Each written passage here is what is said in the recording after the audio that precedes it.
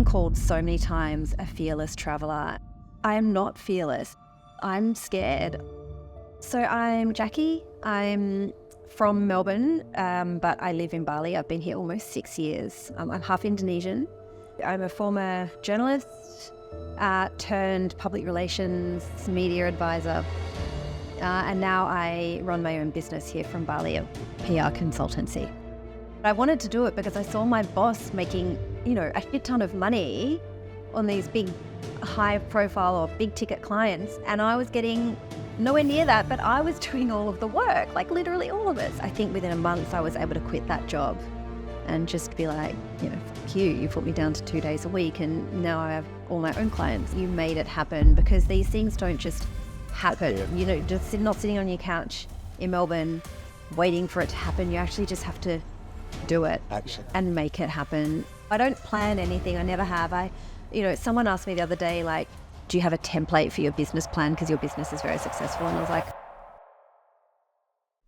okay, guys, we're going to have a very extraordinary show today on creating freedom. So today, okay, we're going to show you what this is all about. So we was at a cafe, me and Dave, just getting a coffee like normal, getting ready for our day for the episode. And we had the pleasure of bumping into this lady called Jackie. So we were speaking to her and we started hearing about her stories, how she's been living in Bali for 6 years already. I thought, whoa, actually, you might be good for our show. Would you be interested?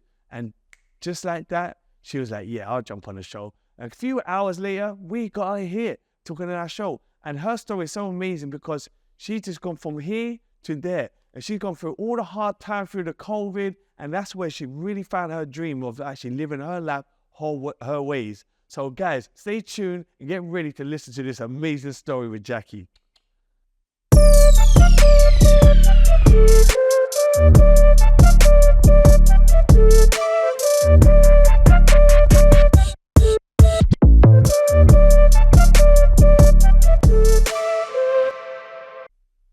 All right, cool. So we got a special guest with us. She's from Melbourne, where I'm from as well.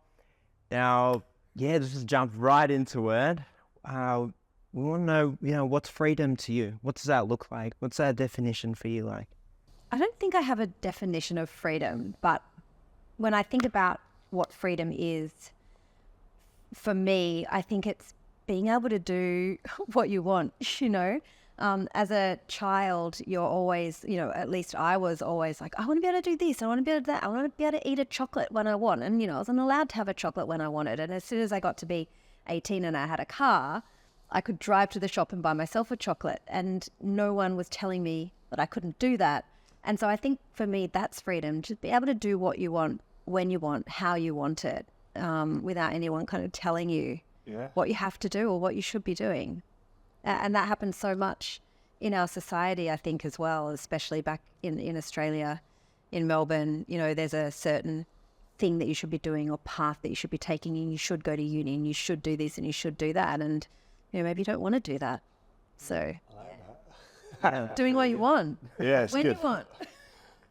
Yeah, so do you want to just start off with introducing yourself? Tell us a little bit about yourself, your name, where you're from.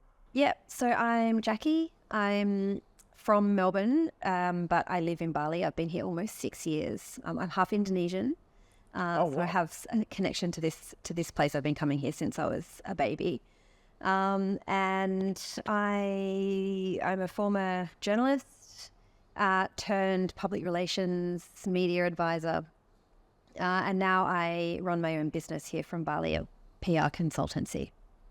Fantastic. So just going back to Melbourne, and if we take all the years back, you've been here for 6 years. You visited Bali since you were small because you're half Indonesian. So you've had like the best of both worlds, right? Tell us a little bit about that. Yeah, so I've been coming to Bali since, I was a baby, and I really was very fortunate to have been brought up. I mean, I grew up in Melbourne, but I was very fortunate to be exposed to another culture very early on, although in those days I was quite ashamed of my my Indonesian heritage because, everyone was white, everyone had blonde hair. I didn't have blonde hair and I didn't look like everyone else, and I had a brown dad. And in primary school, you want to fit in, right? And so I did struggle with my identity, I suppose, in that way. But as I grew up, I realized how cool it is, and how proud I am and how lucky I was to be able to, grow up with a second culture, a second language, different foods, different customs. And so I feel that sort of has really shaped me into a quite a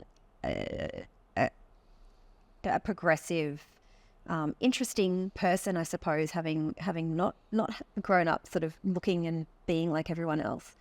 And so then when I came here, I'm so proud that I'm half Indonesian, and I tell everyone I meet that's Indonesian that I'm half Indonesian too, because they all tell me I look like a bule. They all tell me I look like a Westerner, and I don't look Indonesian, whatever. But so that's kind of, and then I actually hadn't been to Bali for many years, and I had been traveling the world. Before I came to Bali, I was traveling around the world just with my laptop and my backpack for about 4 years. I lived in Brazil, I lived in Colombia, and traveled to a bunch of countries just working and traveling.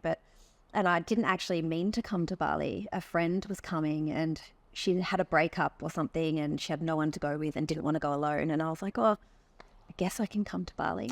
I don't really want to, because Bali sort of has a bad reputation amongst some Australians, Is it? Kuta, bintang, singlets, Yeah. everyone getting rowdy, that's the picture I had in my mind. So I thought, I don't really want to go to Bali, but I'll come with you and be a good friend.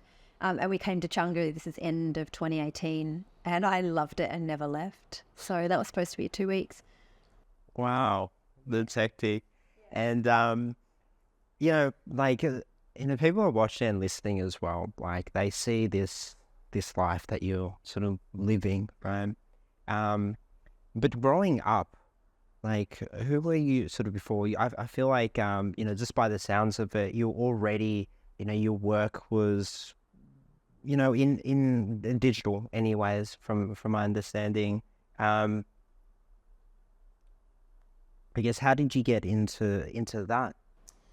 Yeah, it's really interesting actually, because while I was traveling the world and working with my laptop, I actually had a full-time job. So my former boss was a very early adopter of remote work. So she founded her agency, her PR agency, back in 2010. And it was a fully remote agency, and that was kind of unheard of. No one was really working remotely at in 2010. So quite, it was 20. Very early, yeah. Yeah, so it was a kind of, she sort of paved the way, and I remember people being so confused that it was a remote agency and that one of her staff members was over in, God knows where doing work.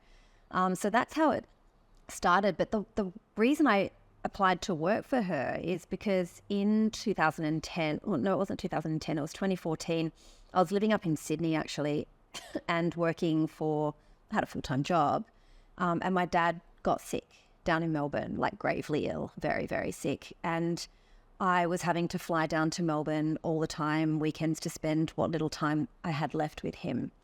And my former workplace, where I had this full-time job, was just not understanding at all. We're just like, you can't go to Melbourne and you can't work from Melbourne and you can't do this and you can't do that. And I was like, why? I'm doing my job. It's a digital job. Why can't I be by my dad's hospital bed working, And they were just really difficult. And I was like, that was the turning point for me, where I was like, I need to find a job that's remote so I can be with my dad and the rest of my family. And I knew of this agency. So I didn't slide into her DMs. I slid into her emails and said, hey, I'm looking for a job. And she gave me a job. So I was able to work remotely for her, while I was spending, and I just came back to Melbourne and worked remotely. So I was still earning money, but being able to be with my dad. So that was how I got into remote work, because it was kind of like I needed it. I had to have it. It wasn't just like, I want to work remotely so I can just go and do whatever I want.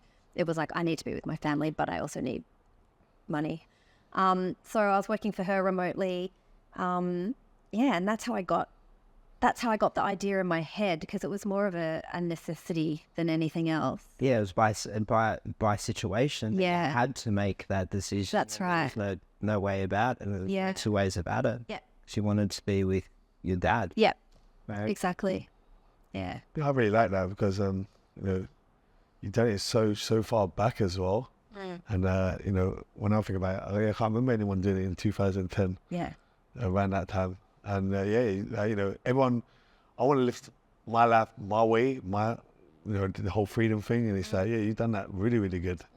So what else come across all that? I mean, when did you start traveling with it? So I started traveling, and then what happened? So my dad passed away after all of that kind of happened within a couple of months. And then I had a bad breakup.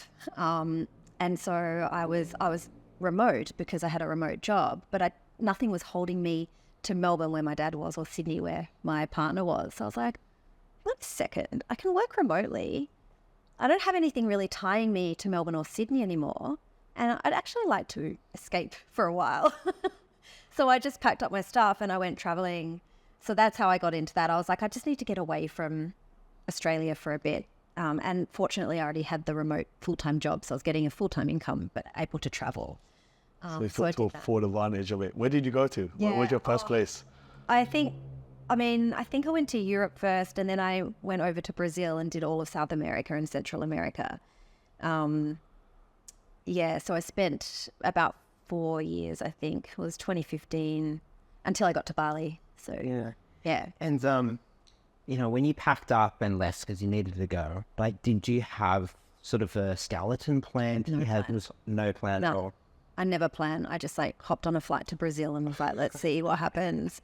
And I ended up over there for 9 months or something, just traveling around with not a plan until the next day I'd be like, what are we going to do today? Where are we going? And so I kind of made a loop around South America from Brazil. Yeah. So it sounds like, you had nothing, there was no fear. It was more just opportunity. There was fear. Oh, there was fear. There was fear.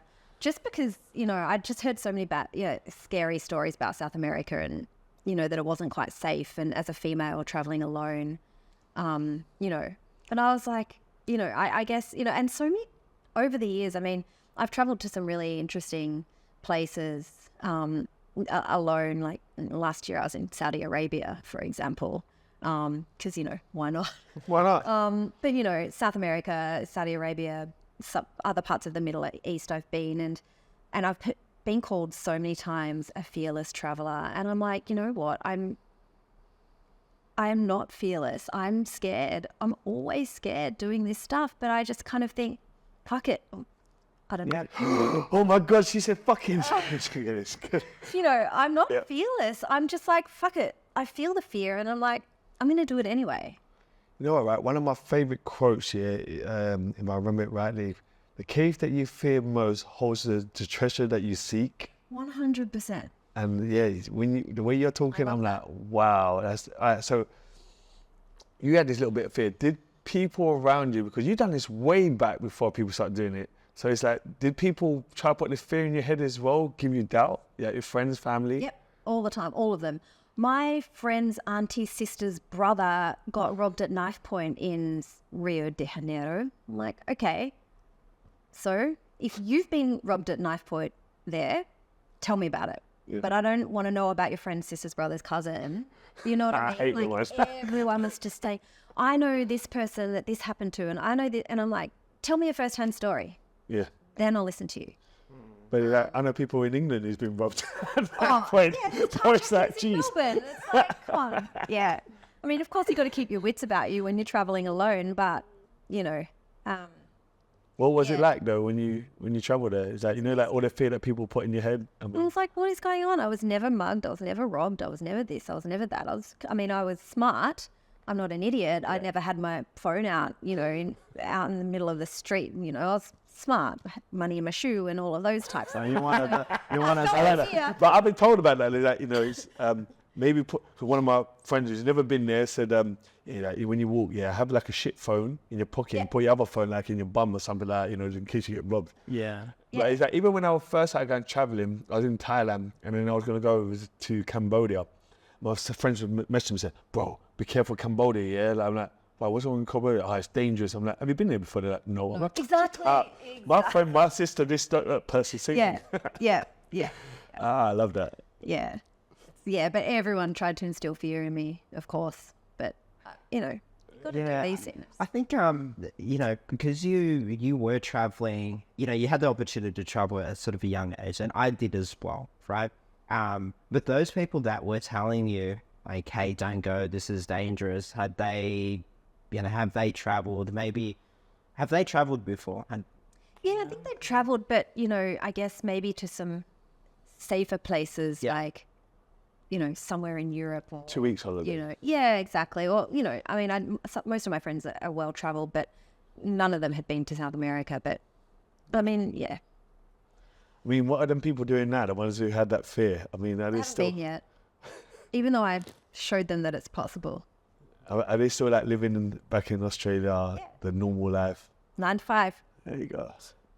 So tell us a little bit about how you started off your business.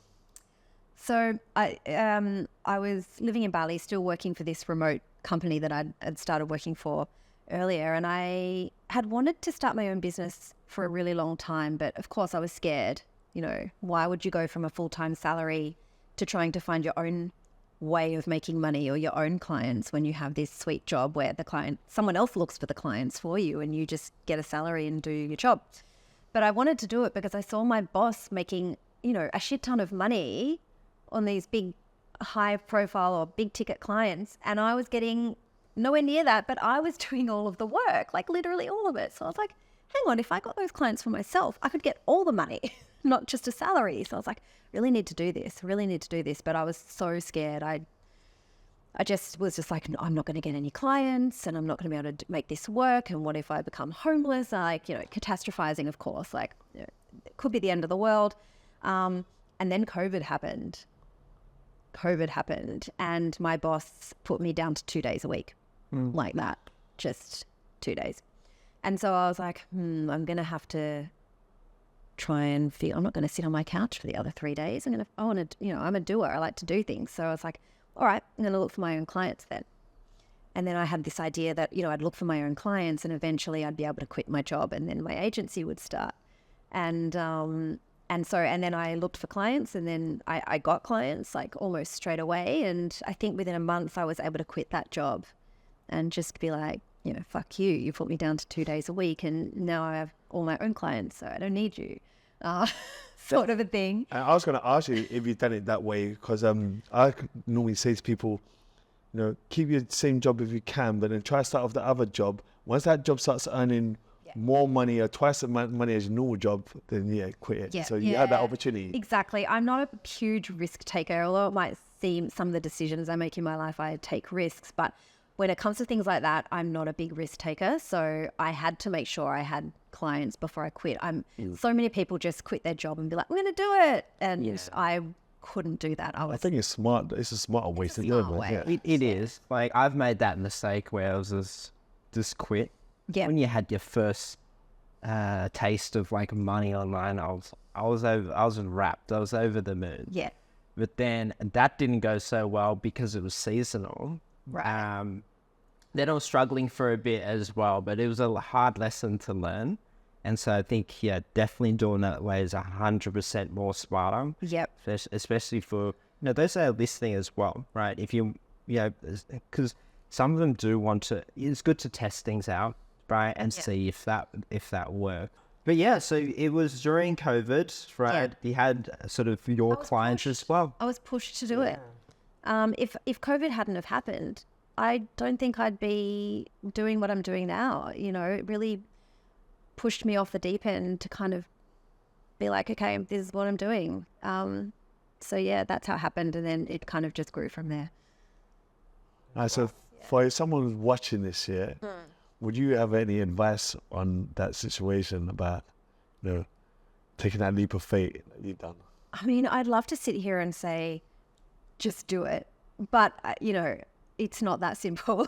Okay.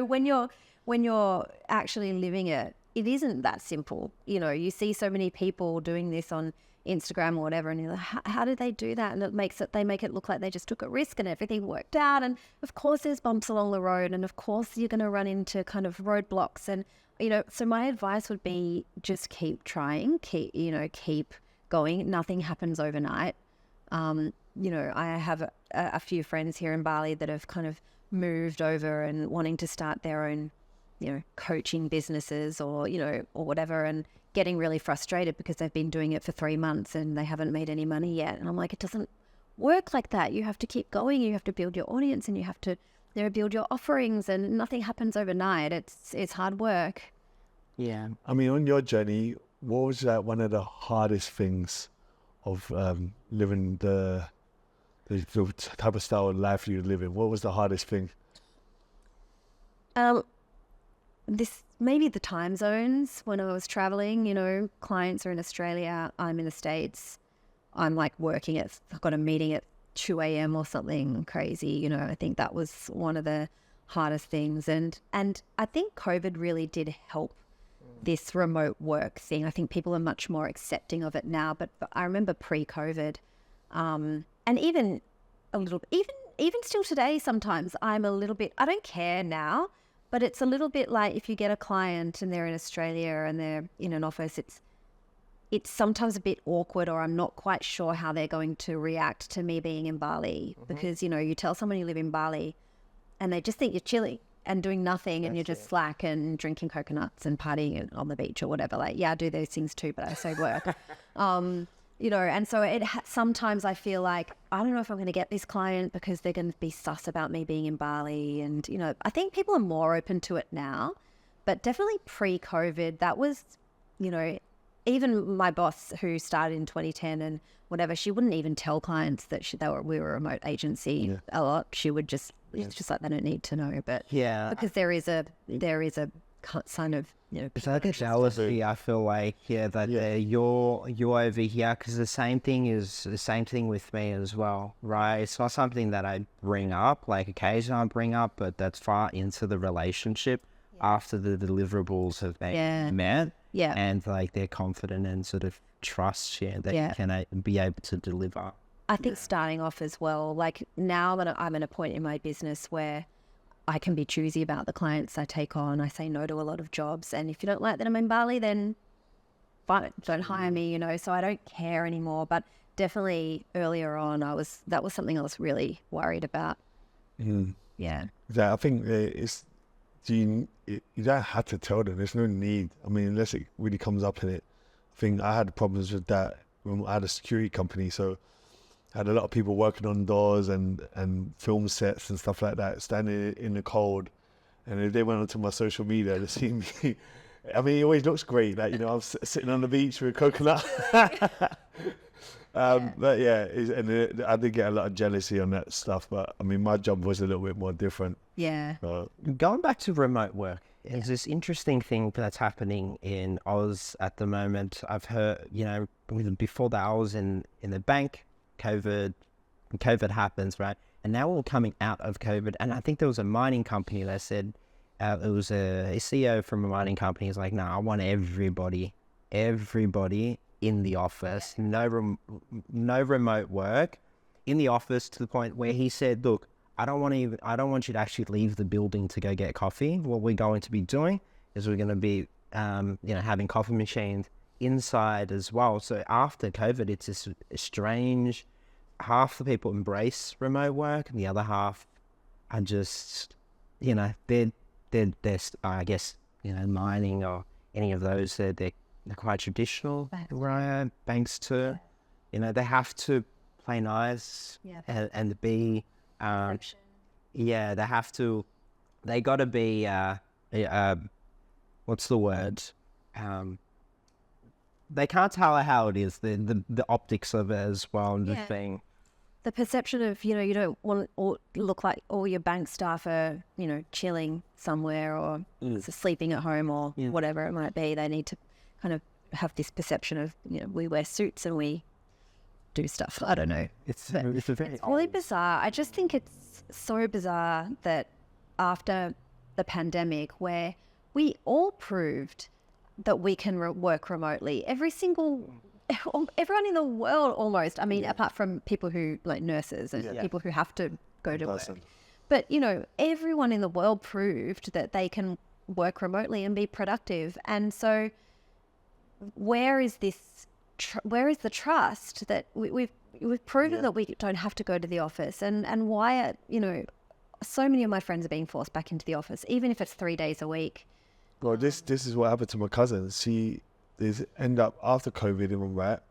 3 days she can work at home, but 2 days she got to come to the office. I was like, why does she have to come to the office? She can do 3 days not there. Why do they have to do 2? It's like, it's some sort of like they want to keep a hold on something. I still confused about it. I don't know. Real. Yeah, control's a big one, and then I reckon. Yeah.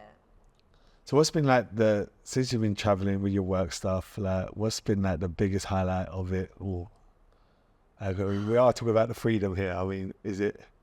I don't think there's any one highlight. I mean, I've seen some amazing places and, they've all been highlights. But I think the highlight more generally is that whole thing of freedom and the way that I can live my life here. I don't open my laptop until at least midday. That's my rule. It doesn't get open. Some days it doesn't get open at all. Oh, like. But not before midday, And so that's a highlight for me. Like, that's my freedom. That's my idea of freedom. I can choose when I open my laptop and, so I think for me, the highlight is being able to finally, after many years of traveling and this and that and working and seeing what works for me, because, different things work for different people, but this is what works for me. Just being able to live it finally. it's like that dream lifestyle that everybody wants, right? And what is your lifestyle look like on a day to day? Before 12 o'clock, before it opens, what do you do before that? I'm at the beach with Ruby. I can't see Ruby. We've got Ruby, little dog. Yeah, let's get her right. Come on, Baba. So this is Special Ruby. guest. Hi, Ruby. I get a little lick. See that? Good job. So we're at the beach most mornings. I might get a coffee or a coconut and meet some friends, or go for a bit of a beach walk. And then I don't know, just chill, do some stuff. But yeah, so I guess that's sort of, I like to start my day slowly with my dogs. I've got another dog at home, and we like to go to the beach and drink coffee and take it easy. Then I'll do a bit of work, and then maybe more beach in the afternoon. Yeah, and I guess this is how we met this morning. Yes. Yeah, actually, we should actually say that. It's like, we're doing the podcast in the morning, and normally we go for a quick coffee, and Dave got there before me, and when I was ordering my coffee, I think, who's Dave talking to? I came out there, and then, it's like, That was it. Yeah, so it's I guess the opportunities and the openness of people as well. That's what I love about Bali. Everyone is a potential friend. The amazing kind of creative, wonderful people that you can meet. I've met so many people walking Ruby on the beach or at a cafe, and we met because Ruby was barking at you. Like, that's how I meet most people. Didn't bark at me. But that's one of the things I really like about being here, because everyone is so open. It's not like a big city or Melbourne where everyone's closed and they've got their high school friends or their uni friends, and it's really hard to get Clicky. Everyone here, I think, most people, none of us have our families around us. We're all kind of open to new connections, much more than in a big city, I think, where you probably went. Yeah, I think we kind of embrace it more. It's a part of the whole thing why we wanted to get away and wanted to find, people who are more settled, more on our level, shall I say. Yeah, absolutely. And Bali is that, I think Bali is that so many more people on my level. Is that if I go back home, people talking about the same shit, moaning about the same shit, doing the same job, just like that. And it's the same conversations. And then no one ain't talking about how can we make our life better? How can we do this? How can we do that? Let's do a plan. Let's do an idea. Where here, it's very good talk. But it's a norm. It's a norm. To collaborate. Absolutely. Make connections. Now, that lifestyle, that's the perfect, I wish I was there, right? But to get there, I mean, you would have to put a lot of work into it as well, possibly. Oh, was it? Into building, the lifestyle that you had, right? So typically, one vehicle of that is your business, right? Yeah, so how was your journey to get to where you are now, starting off with business? Yeah, it was hard work when I started my business. I was working 24/7, almost quite literally, 7 days a week. I was glued to my laptop. It was who I was. It was my whole identity. It really was. I didn't know myself outside of building my business. and relationships, friendships, that everything suffered because I was so focused on building my business. I just worked so much, and then I finally got the business to a place where I have a team. I probably work. You probably might want to edit this out. I probably work maximum 10 hours a week. This is what we want to. This is what we want to hear. That's exactly what we want to hear. Yeah, we're not editing now. We're gonna put that in stars. Yeah, I don't work that much. I work when I want to, but to get there, like I said, I worked. My whole identity was my work. That's how hard it was. Yeah. I'm past that now, and I'm enjoying my life. And I don't open my laptop till 12, and I go and party on the weekends and all of those things. And but it took a long time to get there. I mean, I've been here for 6 years. People don't see the hard work that it takes to get there. It's like, I think there's a pitch on Instagram and you've got the iceberg and you see only the tip coming out at the top, but they don't see all the underneath and all the hard work it took to get there. Is that even when we were saying earlier with my security guards looking at me thinking, oh, look at Simon and that. I put so many hard years. There's certain times I was doing that 24-hour shifts, sometimes even longer, to get to that standards, to create that freedom. Yeah. Other people are not willing to work, even 48 hours straight, no sleep, I'd done a lot of hard work. I was up at nights trying to plan out stuff. Yeah. And people don't see that hard work. Yeah, so I get, you're so lucky. It's like, I made this happen. I'm not lucky. I spent bloody so many years at uni and then so many years, working and then building my business so that I can live this lifestyle. I'm not lucky. I made it happen. Mm-hmm. The reality of it is, that hard work. How long did it take you? Some people, it's a couple of years. Some people, I'm stuck in it, how long was like that period where you were just like 24/7, or maybe even when you got to that point where you were like completely burned out and something had to change, and then you done the hype and built your thing? Like I built the business in end of 2020. So all of 2021, the whole year I just worked. That was it. Same with 2022. And then it got to a point start of 2023, I was like, okay, everything's built. It's been 2 years. I've had no life. I've had, all of my kind of personal relationships have really suffered. Now is the time for me to enjoy my life. I think I took that a little bit too far, I have to say. I had a lot of fun last year. But, it was really time because I was like, I can't do this anymore. I'm going to have fun while I'm still young. And I just did whatever I want. And I think this year I found a balance between the work and having a good life. Yeah, and one of my friends, well, really dear friends, he's a little bit older than me, and he's like, in your 30s, right? I know you're like, I work a lot. He's like, look, like you have to have fun, like that. Those are like the best years of your life, right? So absolutely. And why else do you work? Yeah. Well, I was going to say something. I was waiting for you to finish, and they come in, and he said kind of what I was thinking. He's like, we're told that, you go to school, you get a job, you work all the way to your retirement. Then when you get to your retirement, like, you're just too old to do all the stuff that you wanted to do. If you wanted to go hiking on a mountain or something, like, it's just too old for it. And, I had that same kind of thing where I was like, these are my best years. I want to try to figure out a plan that I can actually enjoy my best time. I don't want to wait till I'm old. And it's like now with all the stuff, how the world is that some people don't even make it to their retirement. So it's like, exactly. And you get there, and then you got some problems. You've got knee problems. You got this, you got that, like health problems. So it's like everyone's waiting for that. And you got to do it now. You got to do it now. You got to find a way. 100%. Yeah. And the whole reason we work is, money is there. Probably people don't agree with me with this. There will be people definitely that don't agree, but money is there to be spent. It's a tool. Enjoy it. You don't want to like hoard it, and then you're 70 and you can't do anything with it. Can't go surfing. Yeah, I really believe that. Yeah, money is kind of there to be spent.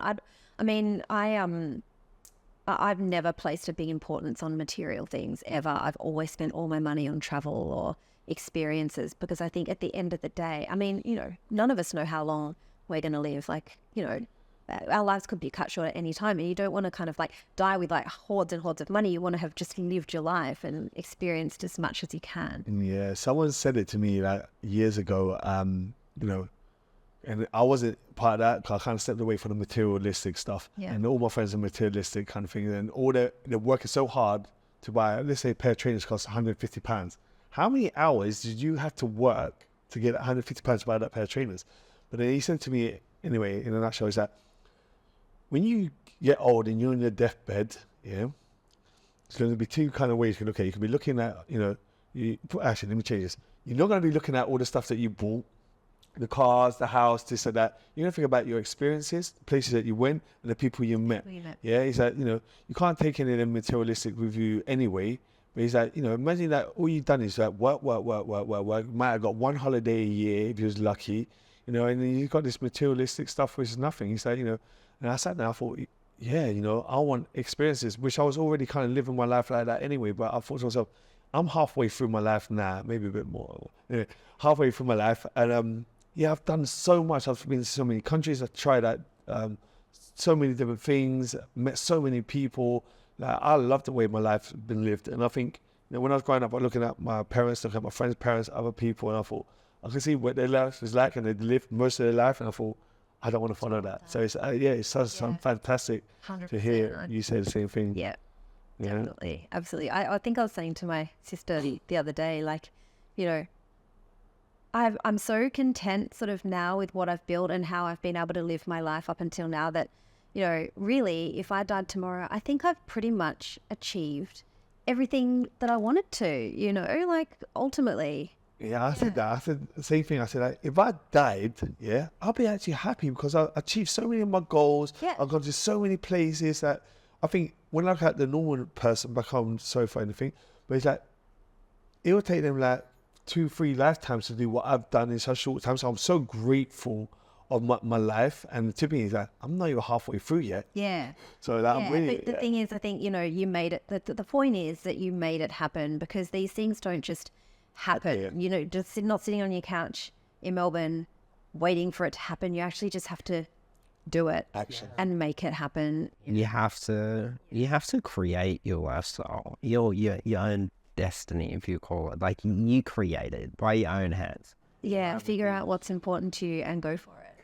And for those people who believe in law of attraction, who's just got onto the train, you cannot just sit at home and think, I want this, I want that, it's going to happen. It takes action. Yes, you got to visualize, you got to feel it and all that stuff, but it takes action. Yeah, sometimes, I think like $1 million is a drop on my head, but it hasn't happened yet. So you get that. Yeah, that would be nice. But curious, because one of the biggest things, chatting to guests just like you as well, they've had sort of vision boards, or they've put their ideas on paper where it's tangible. Did you ever go through that process? No, I've never made a vision board in my life. Take out the scrapbook. Sorry. No, I know. Like, I have a lot of friends that do vision boards and, manifestation and all this stuff. I've never done any of that stuff. Do you journal? No, I'd never journaled. Wow, I like this, huh?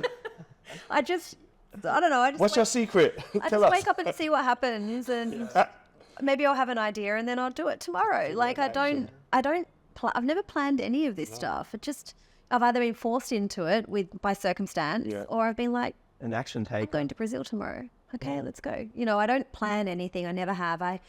Someone asked me the other day, like, can you share your business plan, or do you have a template for your business plan because your business is very successful? And I was like, well, I don't know. I just see what happens. I don't even do anything. My business just happened and it's working, so I'm not doing anything. I'm not touching it. Yeah, she's 100% telling the truth because we only just met her today. Yeah. And she's here today doing this talk. Yeah. So, no, I don't plan stuff. I don't visualize. I don't know. I just live. I mean, when you woke up today, I mean, obviously you're here. Whoa. Do you have any plans? I mean, you never would have thought that you was here today. No. I love it. That's what I love about Bali. You never know what you're doing 1 minute to the next. So, yeah. That's why you got to be open to opportunities. Someone asks you to be on a podcast. Why not? So would you say now that this is, you would call, you've been here for 6 years. Do you see yourself moving away from here? This is your base. I mean, like I said, I just take every day and year as it comes, and who knows where I'll end up.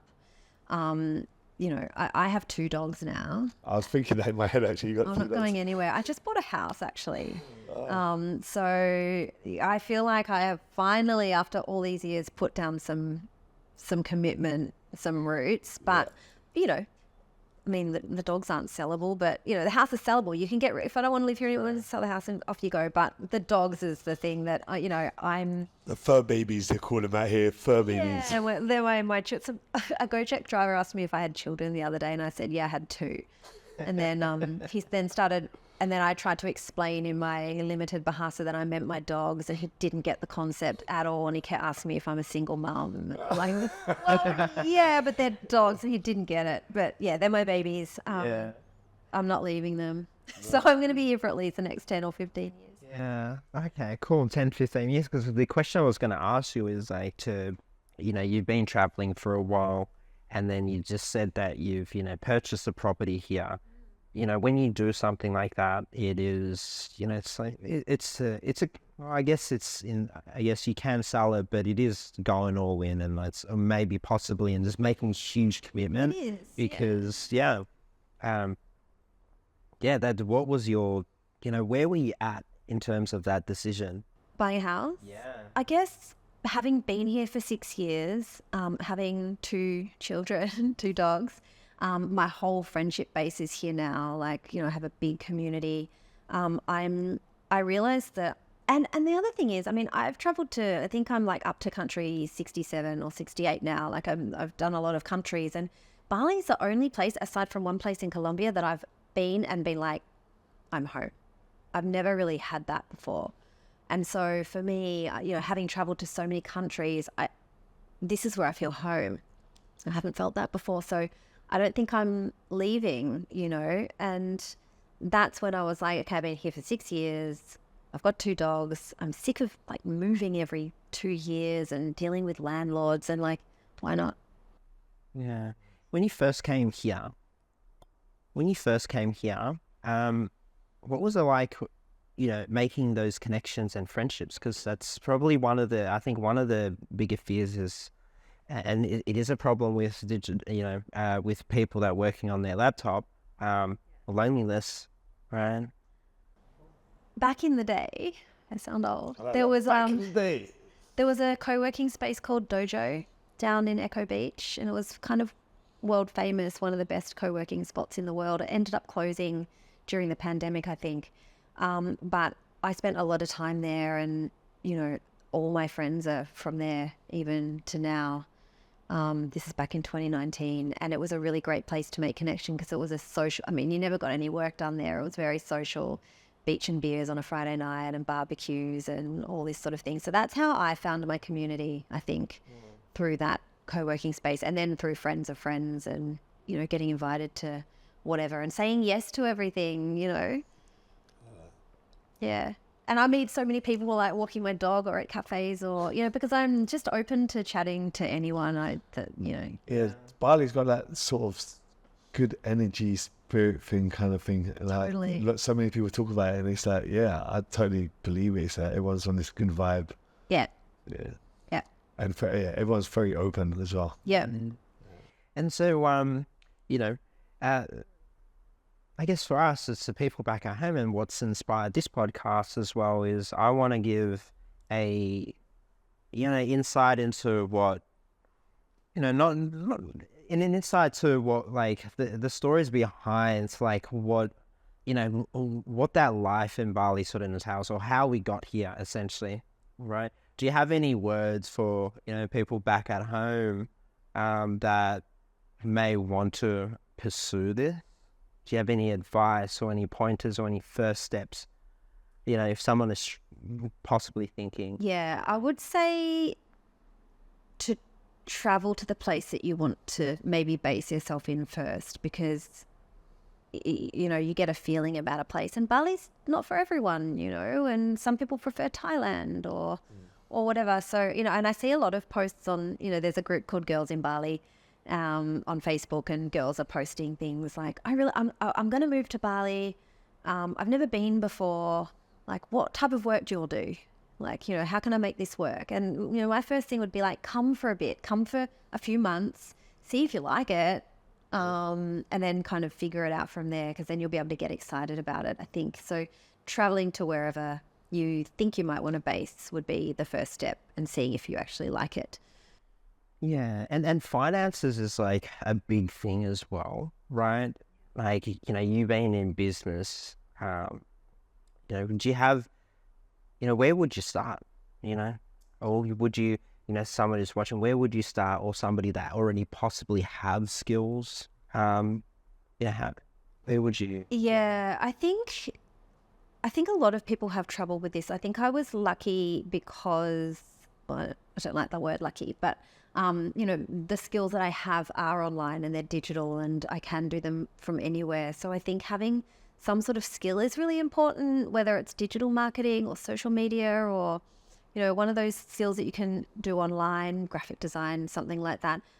But there are other things that you can do as well if you don't have those skills, or you're still trying to build up your business. And that might be teaching English online. A lot of people do that, or drop shipping, or I suppose there are many others. Is it called what do you call it?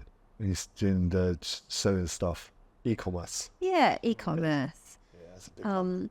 Yeah, fortunately, I've not had to look into kind of those other options to be able to finance myself. But, I think those are, even teaching English online is through probably the COVID, so many people started doing that in Thailand. Yeah. Yeah. Yeah. I mean, I've been thinking about this for years, and I'd love to have a passive income stream so I can work even less than 10 hours a week, but, just have money coming in. But I haven't yet figured out what that is. It'll come. I think it will come. Yeah, it will come. Right? You don't need to put on your vision board, but, once you have that goal and you sort of set it in stone in your head, then... And it just sort of comes. Like, it doesn't come like immediately, but the steps where you say yes or no will be present itself, and it'll guide you in there. Yeah, almost like that's almost manifestation, isn't it? Like you're kind of figuring out what you want, saying it out loud. I haven't done this, by the way. Okay, and say it like you own it. Yeah, I'm massive into that. For the people watching or listening back at home, do you have any words of wisdom? Yeah, I don't think I have any words of wisdom. I mean, I'm just still learning myself. I'm making it up, as you've clearly seen, as I go along. So my parting advice would just be, think of what you want, think of what makes you happy, and then go after that, because, happiness is really important, and, got to enjoy your life. So if you're not happy doing what you're doing, then change it. And if you change it and you don't like it, or you move to Bali and you don't like it, you don't have to stay. Leave. Change again. You're not a tree. Yeah. Cool. All right. Thanks for being on the podcast. Appreciate it. If people wanted to connect with you, then Jackie Hanafie. It's all one word and very tricky to spell, but maybe you can put it up on the scale. Thank you for coming. Thanks for bringing Roots. Yeah.